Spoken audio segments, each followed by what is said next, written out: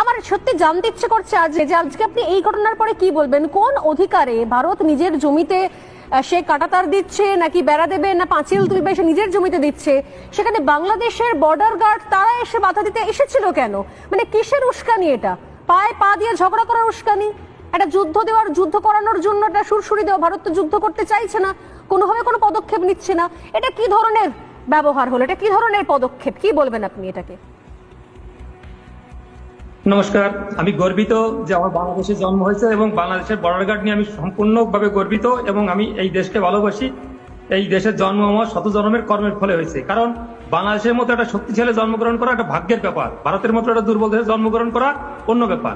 বিমল দা যে বললেন যে আমাদের যে বর্ডার গার্ডে যেটা করছেন আপনি যেটা বললেন, এখানে সীমান্তে নো ম্যান্স ল্যান্ড এবং 0 পয়েন্টের একটা ডিস্টেন্স থাকে, তারপর তার নিজস্ব জমি আছে। সেই নো ম্যান্স ল্যান্ডে 0 পয়েন্টে আপনারা বেড়া দিতে পারবেন না। 2 তারিখ যখন বেড়া শুরু করেন তখন আমাদের বর্ডার গার্ডের মানে আপত্তিতে আপনারা যে বেড়া বন্ধ করছেন তখন ছিল 0 পয়েন্টে। আপনারা আজকে বেড়া শুরু করছেন, দীর্ঘতে কাজ চলছে, কিন্তু সেটা 0 পয়েন্ট থেকে আপনাদের সীমানায় করছেন। আপনাদের সীমানায় বেড়া দেবেন না, পুকুর কাটবেন না, গাছ লাগাবেন, এতে বাংলাদেশের কিছু আসে যায় না। আর বাংলাদেশ নিয়ে আমি যেভাবে বললেন দুর্বল, সরিষা খেতে ট্যাঙ্ক নিয়ে করে, একবারও বলবেন না।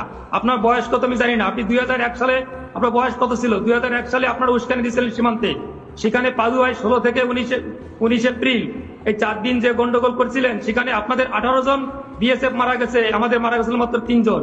আপনাদের 2 জন বন্দী হয়েছে, আমাদের 1 জনের বন্দী হয় নাই। আপনাদের 2 জন আহত হয়েছে, আমাদের মাত্র 5 জন আহত হয়েছিল। মনে পড়ে না? লজ্জা করে না আপনাদের? বাংলাদেশ নিয়ে তাচ্ছিল্য করেন। 2001 সালে শিক্ষা হয় নাই, 2005 সালে 18 বর্ডারে গন্ডগোল করছিলেন, সেখানে আমাদের অ্যাসিস্ট্যান্ট কমান্ডার শ্রীমান জীবন কুমার।